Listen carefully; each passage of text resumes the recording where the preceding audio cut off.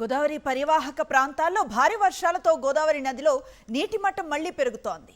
ప్రస్తుతం Dhavaleswaram cotton barrage దగ్గర 12.1 అడుగుల ఎత్తుకు నీటి మట్టం చేరగా ప్రాజెక్టు మొత్తం 175 గేట్లు ఎత్తి 10,20,000 క్యూసెక్కుల మేర నీటిని సముద్రంలోకి విడుదల చేస్తున్నారు అధికారులు. మొదటి ప్రమాద హెచ్చరికను చేశారు. ఇక ఎగువనున్న విలీన మండలాలపై వరద ప్రభావం ఎక్కువగా ఉంది. చింతూరు, భద్రాచలం మధ్య రాకపోకలు నిలిచిపోయాయి. ఎగువ ప్రాంతాల్లో 16 చోట్ల రహదారులను వరద ముంచేసింది.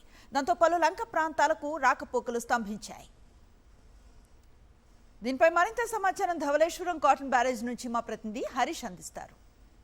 గోదావరి పరివాహక ప్రాంతంలో వర్షాలు భారీగా కురుస్తుండటంతో గోదావరిలో వరద నీటి మట్టం మళ్లీ పెరగడం ప్రారంభించింది. 2 రోజుల క్రితం పెరిగి మళ్లీ తగ్గిన గోదావరి కాస్త పెరుగుతూ వస్తుంది. ప్రస్తుతం అయితే ధవళేశ్వరం కాటన్ బ్యారేజ్ దగ్గర 12.1 అడుగుల మేర గోదావరి ప్రవహిస్తుంది. 10,20,000 క్యూసెక్కుల నీటిని సముద్రంలో విడుదల చేస్తున్నారు. మొత్తం 175 గేట్లు ఎత్తి ప్రస్తుతానికైతే బ్యారేజ్ దగ్గర మొదటి ప్రమాద హెచ్చరిక కొనసాగుతుంది. ఈ వరద ఇప్పటికి 4 సార్లు రావడం జరిగింది. మొదటి ప్రమాద హెచ్చరికని, రెండో ప్రమాద హెచ్చరిక అంటే 13.75 అడుగుల స్థాయికి వెళ్ళి మళ్ళీ వెనక్కి తగ్గడం ప్రారంభిస్తుంది. ప్రస్తుతం అయితే 12.1 అడుగులు ఉండటంతో మొదటి ప్రమాద హెచ్చరిక బ్యారేజ్ దగ్గర అయితే కొనసాగిస్తున్నారు. దీని ప్రభావంతో ఎగువనున్న విలీన మండలాలు ఏవైతేనా వీఆర్పురం, కోనవరం, ఎటపాక, చింతూరు ఈ ప్రాంతాల్లో ఒకవైపు గోదావరి, మరోవైపు శబరి, కొండవాగుల ప్రభావం కూడా ఎక్కువగా ఉంది. దీంతో భద్రాచలం వెళ్లే, చింతూరు నుంచి భద్రాచలం వెళ్లే రాకపోకలు పూర్తిగా నిలిచిపోయినాయి.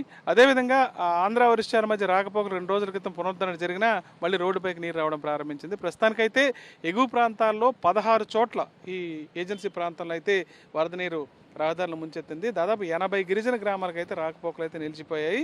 ఎప్పటికప్పుడు వరద పెరగడం, తగ్గుతుండటం అయితే ఈ పరిస్థితి అయితే కొనసాగుతుంది. మరోవైపు దిగువన ఇప్పటికే కనకాయలంక కాజువే, గంటి పెదపూడి కాజువే, అదేవిధంగా ఎదురుబిడియం కాజువే కూడా ఈ వరద నీటిలోనే ఉన్నాయి. పడవలపైన రాకపోకలు సాగించాల్సిన పరిస్థితి. దాదాపు 12 లంక గ్రామాలకు మైదాన ప్రాంతాలతో రాకపోకలు నిలిచిపోయినాయి. ప్రస్తుతానికైతే ఇప్పుడున్న ఈ వరద వల్ల లోతట్టు ప్రాంతాలు, అదేవిధంగా లంక ప్రాంతాలకు వెళ్ళే ఈ రాకపోకలు అయితే నిలిచిపోయాయి. ఇంకా మరో 2 రోజుల్లో వరద ప్రభావం పెరిగితే లోతట్టు ప్రాంతాలు, లంక ప్రాంతాలు కూడా చాలా ముంపు బారిన పడే అవకాశం ఉంది.